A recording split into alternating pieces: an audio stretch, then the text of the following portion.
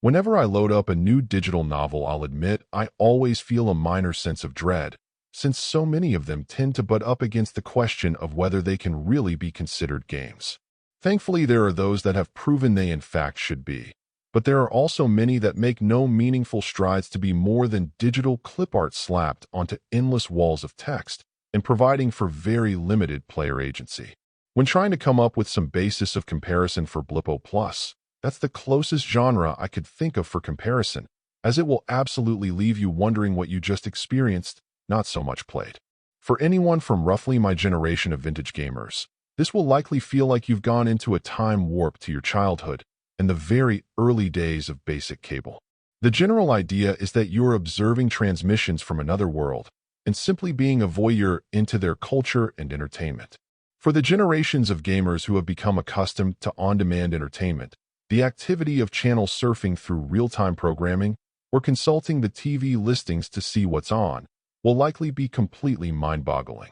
But for people like me, there's absolutely some nostalgia to tap as you surf around and see what goodies they've packed into this experience, even throwing in a scrambled adult channel for good measure.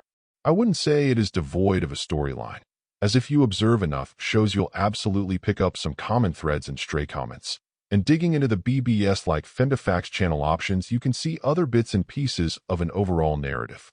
That said, trying to find the point to it all isn't really necessary, as you can simply enjoy the mechanics of being an old-school couch potato, home from school, and bored as you flip through a collection of bizarre cooking shows, news, kids programming, and more. I will absolutely give the people behind this credit for going the extra mile by using actual equipment from that era to record this, and to the loads of actors who helped to give it all an air of authenticity, partly through so much of it being pretty weird and sometimes outright bad. It's a bizarre creation, to be sure, but it's also a daring project that deserves some respect for its willingness to go all in on an offbeat concept. Overall, my final score for the game ended up being a 7.5. And if you're interested in picking it up, it's currently available on the Switch eShop for $14.99. Thank you for taking the time to listen to this review.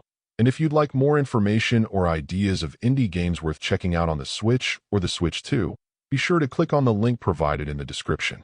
Until next time,